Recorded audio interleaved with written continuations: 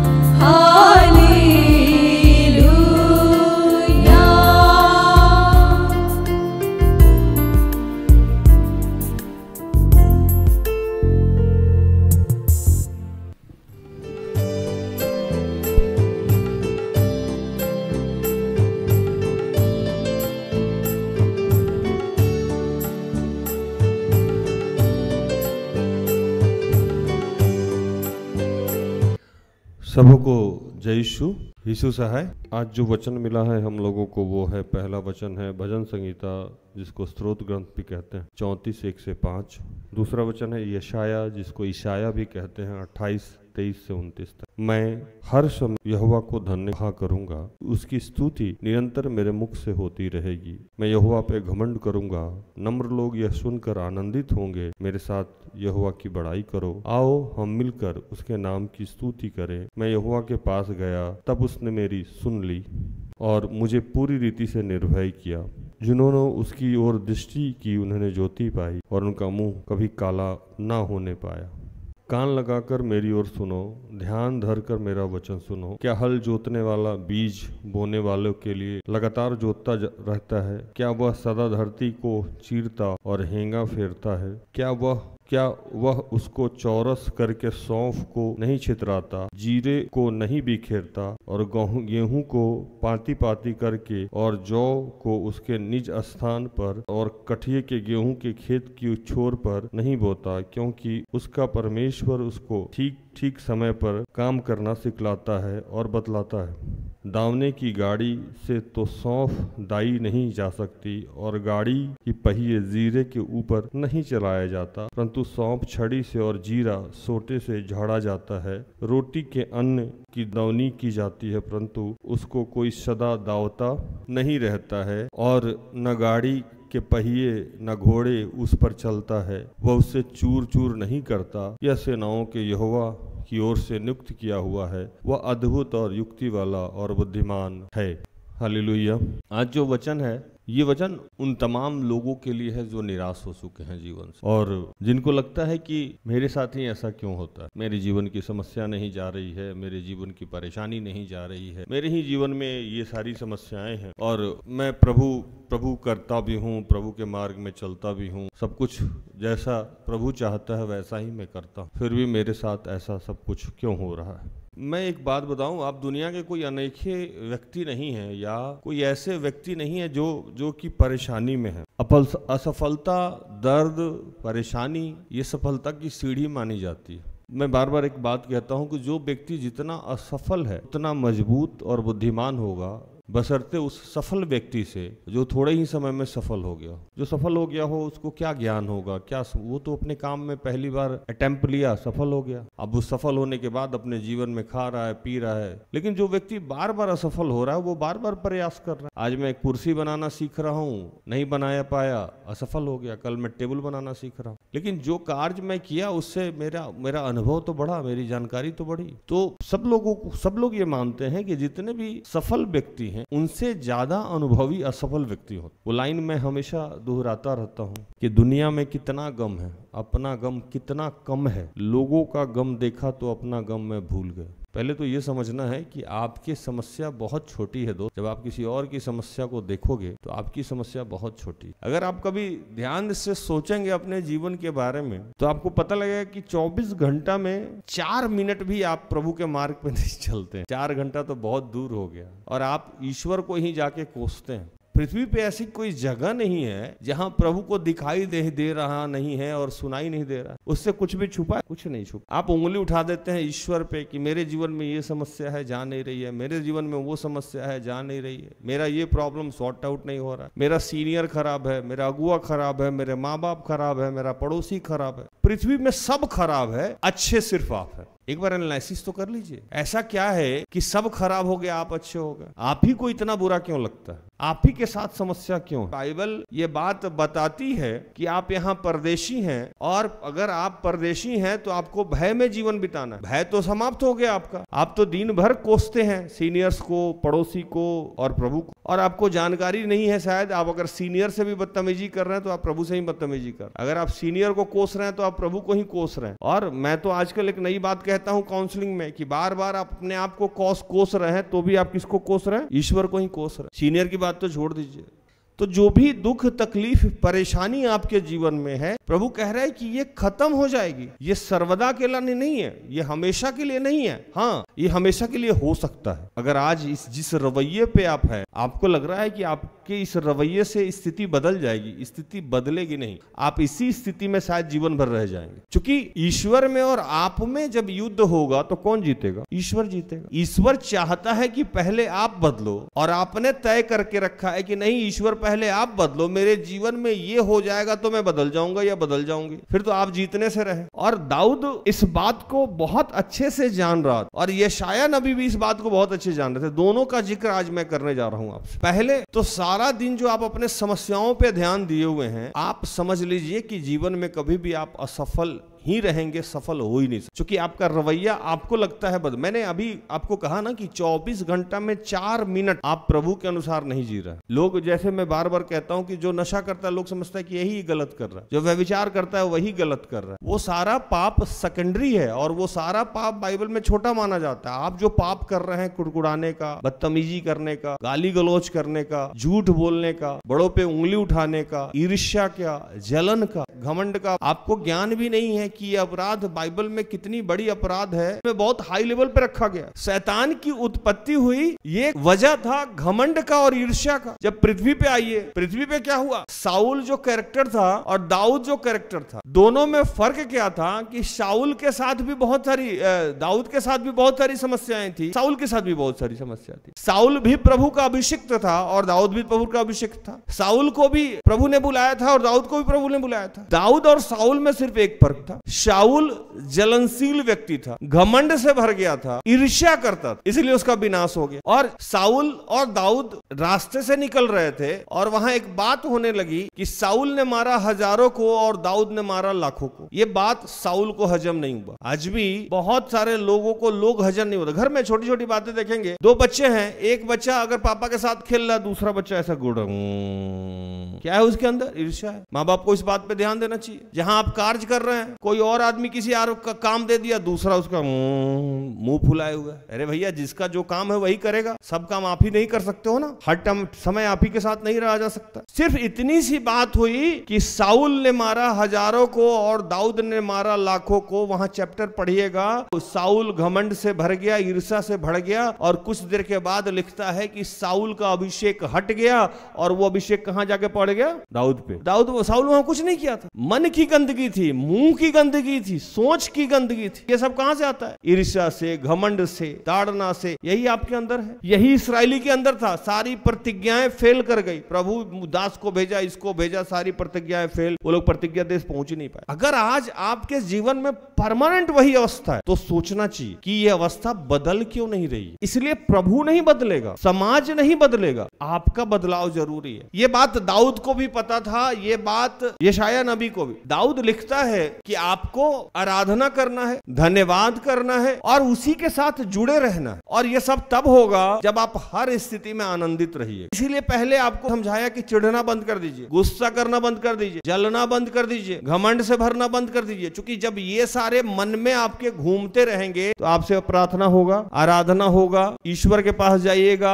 आनंदित रहिएगा, हर बात के लिए धन्यवाद कीजिए। नहीं हो सकता। हर आदमी के जीवन में अपना अपना समस्या, हर आदमी के जीवन को तैयार करने का प्रभु का अलग अलग तरीका, और तैयार क्यों किया जा रहा है? तो उसको उपयोग में लाना है। और दाऊद साहब इधर कह रहे हैं कि आपकी अगर तैयारी भी चल रही है, तो आपको हर समय धन्यवाद करना है, खुश रहना है, आनंदित रहना है, क्योंकि ये जीवन की प्रक्रिया है कि आपको प्रभु ऐसे करेगा ही करेगा। हर का अलग अलग प्रोसेस। सिस्टर एस्थर के जीवन का अलग प्रोसेस था, मेरे जीवन का अलग प्रोसेस है। हर आदमी की तैयारी की अलग अलग प्रोसेस है। लेकिन दाऊद कह रहे हैं कि आप प्रोसेस में हैं, लेकिन प्रोसेस में एक ही काम आपको करना होगा कि आनंद के साथ, खुशी होके प्रभु का गुणगान करना होगा, धन्यवाद करना होगा, और उसी के पास जाना होगा। क्योंकि ये सारी समस्याओं से आपको वही निकालेगा। क्योंकि वो हर समय हल ही नहीं चलाता रहता है, हर समय पीटता ही नहीं रहता है। दाऊद यहां समझा रहे हैं कि आप ही के साथ नहीं हो रहा है, सबके साथ हो रहा है। और वो दाऊद कब ये समझा रहे हैं? मैं आपको एक घटना बताता हूं दाऊद की। अहीमेलेक एक राजा याजक थे, और दाऊद किसी कारणवश शाऊल दाऊद को मारना चाह रहा था। दाऊद की तब तक इतनी प्रसिद्धि हो गई थी, लोग पॉपुलर हो गया था, लेकिन बीच बीच में शाऊल इसको प्लान करता था मारने के लिए। ये भागा तो जाके जब उसके दरवाजे पे खड़ा था, तो इतना पॉपुलर, इतना बड़ा हस्ती था ये कि अहीमेलेक थरथराता हुआ आया डर से कि कौन आ गया है मेरे दरवाजे पे। और जब देखा इसको, तो कहा कि जाए इसके साथ तो कोई आदमी ही नहीं। तो उसको आश्चर्य हुआ कि इतना बड़ा आदमी, इतना पावरफुल आदमी, और उसके पास लोग ही नहीं है। ये वक्त बुरा आपके साथ नहीं हो सकता है, सबके साथ होता। प्रभु आप पे सोटा चलाएगा ही, प्रभु आप पे दौनी करेगा ही करेगा। उसका एक टाइम है, इस टाइम को आपको हंसते हुए गुजारना है, बिना ईर्ष्या के गुजारना है, बिना घमंड के गुजारना है, क्योंकि ये तो होगा ही होगा, नहीं तो आप इस्तेमाल ही नहीं किए जाइएगा। अगर आप किसी प्रक्रिया से नहीं गुजर रहे हैं तो इसका मतलब प्रभु आपको प्यार ही नहीं करता है। एक वचन में लिखा है कि मैं जिसे ताड़ना नहीं देता हूं वो व्यभिचारी की शैतान। ताड़ना का मतलब तैयारी होता है। आप ताड़ना का मतलब इसको दुख समझ लिए, नहीं, दुख नहीं है, ये तैयारी है। जो तैयारी से भाग गया वो एग्जाम में क्या पास होगा? प्रभु आपकी तैयारी कर रहे हैं और आप बार बार भाग जा रहे हैं। तो जितना ज्यादा आप भागिएगा उतना देर से आप एग्जाम को क्रैक कीजिएगा, उतनी देर से आप सफलता को प्राप्त कीजिएगा। आपका जो निर्धारित समय था उससे आप भाग। आज सब लोग यही काम कर रहा है, उसका अभिषेक नहीं बढ़ रहा है, या उसकी उपलब्धि बढ़ नहीं रही है, या वो सफलता को प्राप्त नहीं कर रहा है, क्योंकि आप कहीं रुके तो रुकने का समय। अगर आप डाइवर्ट किए, मान लीजिए कि आपको जमशेदपुर जाना है और आप रास्ते में रुक के 1 किलोमीटर अंदर गए, तो 1 किलोमीटर आप दाएं गए हैं तो 1 किलोमीटर फिर रोड पे भी तो आने पे लगेगा, आधा घंटा जाने में, आधा घंटा आने में। तो आप अपने योजना से जब अलग हटते हैं तो जितना जाने में समय लगता है उतना आने में ही समय लगता है। इसलिए भी आप सफल नहीं हो पा रहे, क्योंकि आप अपने अंदर कोई बदलाव नहीं कर रहे। कोई भी व्यक्ति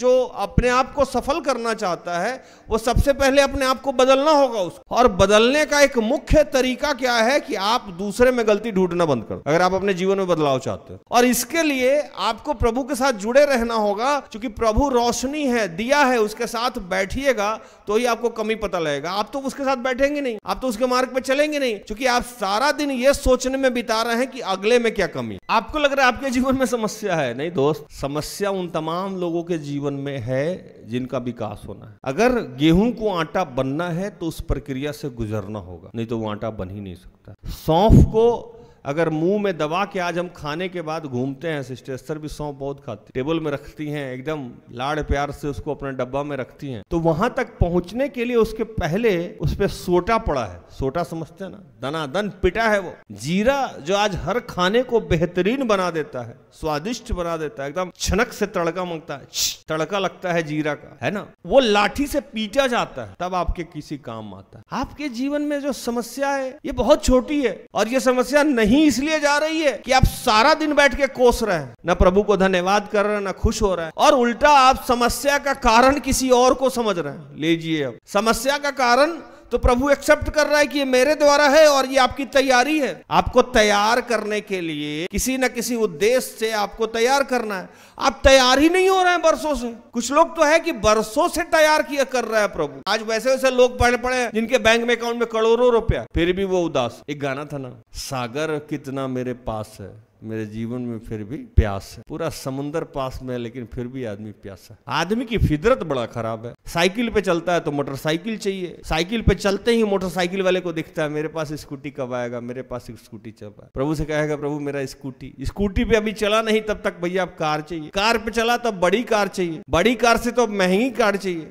महंगी कार से तब तो भैया चॉपर पे चलेंगे, हेलीकॉप्टर पे चलेंगे। और वो पीछे देख ही नहीं रहा है कि कहां से आ रहा है। आप स्कूटी पे चल रहे, देख तो लो कि अगला साइकिल पे चल रहा है। आप साइकिल पे चल लो तो देख तो लो कि आपके सामने कुछ लोग पैदल भी चल रहे हैं। आपको धन्यवाद तब निकलेगा जब आप देखो कि अरे ये तो पैदल चल रहा है, हम तो साइकिल पे चल रहे हैं, हम तो अच्छे हैं इससे, हम तो स्कूटी पे चल रहे हैं, वो तो साइकिल पे चल रहा है, हम तो अच्छे हैं इससे। मैं अपने गाड़ी में जब बैठता हूं, बहुत बच्चों ने सुना होगा, बारिश होती है तो मैं कहता हूं कितनी प्रभु की कृपा है कि वो मुझे कार से घुमाता है, बारिश से बचा रहा है। चिलचिलाती धूप में मैं जब गाड़ी पे बैठता हूं तो मैं प्रभु से कहता हूं प्रभु कितना प्यार करते हो तुम, ये धूप से बच रहा हूं, कितना कंफर्ट गाड़ी दिए हो प्रभु की मैं आराम से इस पे 500-600 किलोमीटर ड्राइव कर लेता हूं, कोई दिक्कत नहीं। अब मैं बैठ के कहूं कि प्रभु ये गाड़ी तो दिए ठीक है, लेकिन सामने वाले के गाड़ी जो है वो गाड़ी पजीरो है, रॉयल्स ड्रैगन है, लैंडस्कोप है, क्या क्या गाड़ी का नाम, वो सब गाड़ी तो तुम दिए नहीं प्रभु, बहुत अनकंफर्ट गाड़ी लीजिए तो समस्या ही होगा। प्रभु कहेगा कितना स्वार्थी बच्चा है, अभी इसको साइकिल से बुलेट पे लाए, बुलेट से i10 पे लाए, i10 से अब दूसरी गाड़ी पे लाए, अभी भी ये कोस ही रहा है बैठ के हमको। अब हम दिन भर कोसते रहे प्रभु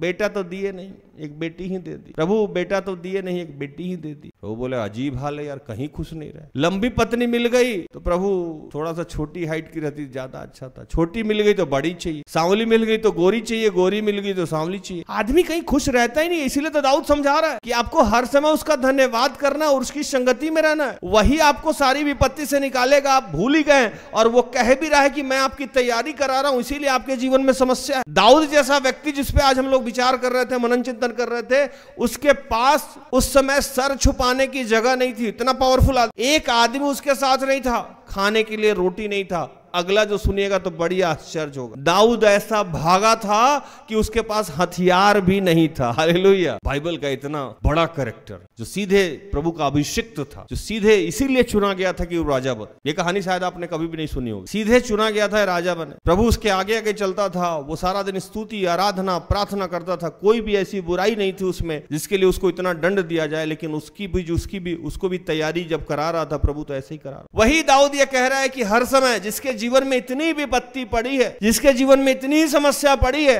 वो दाऊद आज लिखता है कि हर समय आपको धन्यवाद करना है और उसी के पास जाना है। और यशायाह नबी कह रहे हैं कि आपकी तैयारी तो होगी ही होगी। अगर आपको इस्तेमाल किया जाएगा तो बिना तैयारी के आप इस्तेमाल कैसे हो सकते हैं। जितनी बड़ी सफलता होगा उतनी बड़ी तैयारी भी तो होगी। जितना बड़ा मुकाम होगा उतनी बड़ी तैयारी भी तो होगी।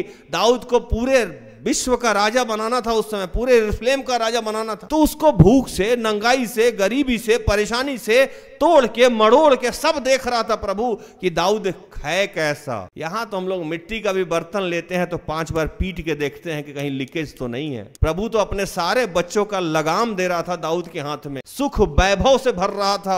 यरूशलेम मंदिर बनाने जा रहा था। सुलेमान का पिता बनाने वाला था। भजन संगीता का रचयिता बनाने वाला था। आज भी स्वर्ग में बैठ के दाऊद भजन करता है। जिंदगी इतनी आसान नहीं है। आप ही क्यों कामयाब नहीं हो पा रहे, इसके पीछे का कहानी मैंने आपको सुनाया है। आप अगर प्रभु के साथ खुश नहीं रह सकते हैं और इतने सारे स्थितियों में भी अपना दिमाग पे नियंत्रण नहीं रख सकते। दाऊद भूखा था लेकिन प्रभु के प्रज्ञा से भरा हुआ था। दाऊद निहत्था था, प्रभु के प्रज्ञा से भरा हुआ था। दाऊद अकेला था, प्रभु के प्रज्ञा से भरा हुआ था। दाऊद की बदनामी हो रही थी, जगहसाई हो रही थी। वहां क्या करना है ये समझ में, कहां कैसे क्या करना है ये समझना होगा। बैठ के रोना बंद कीजिए। जीवन का सारा दिन रोते रहते हैं, ये समस्या है, वो समस्या है, वो ठीक नहीं है, वो आगे चला गया, मैं पीछे चली गई, मैं ऐसे हो गया, मैं वैसे हो गया, मेरे साथ ही ऐसा होता है। इससे अच्छा है कि आप प्रभु के साथ आनंद से जीवन बिताइए और अपने ऊपर काम कर लीजिए। दूसरी की कमी निकालने से आप अच्छे नहीं हो जाते। दूसरे को चोर कहने से आप साधु नहीं हो जाते। आप प्रभु के लोग हैं और प्रभु आपके जीवन को आशीषित करना चाहता है। आपकी तैयारी करा रहा है। तैयारी हमेशा कष्टदायक होती है, लेकिन इस समय आपको आनंद के साथ प्रभु के संगति में जाना होगा, क्योंकि इस तैयारी को छोटा या बड़ा वही कर सकता है। प्रभु इन सारे वचनों से आप सबको और मुझे भी आशीषित करे। आमीन। आइए हम आखिरी प्रार्थना में जाएंगे।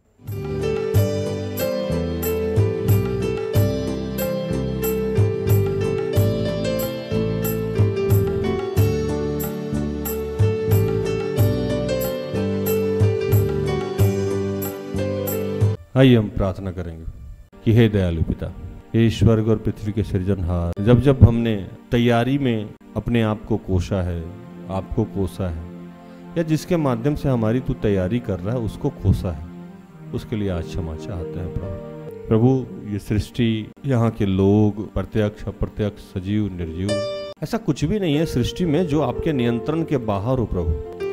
और इन सब के माध्यम से जो भी हमारे जीवन में होता है वो तू चाहता है तो होता है प्रभु। हमारा गिरना, हमारा उठना, हमारा बैठना, हमारा चलना, हमारा भूखे रहना, हमारे प्यासे रहना, हमें कर्ज में जाना, हमारे कर्ज से निकलना, हमारी बदनामी होना, हमारी परेशानी होना, ये सब कुछ तेरे हाथ में है प्रभु। और इनको तू ज्यादा समय के लिए कर सकता है या खत्म कर सकता है, ये भी तेरे हाथ में। हम हर समय तुझे निहारे, हम तेरी ओर जाएं प्रभु। हमें सहायता सिर्फ आपकी ओर से मिलती है प्रभु। पिता, आज हम सबको ये अभिषेक दे कि हमारी तैयारी चाहे जैसे हो प्रभु, हम उस तैयारी को स्वीकार करें पिता, और तुझसे लिपटे रहें, तुझसे जुड़े रहें, और हमारे जीवन की जो भी निर्धारित योजना आपने बना के रखी है वो अपने समय के अनुसार पूरा करें। पिता, हम तेरा धन्यवाद करते हैं।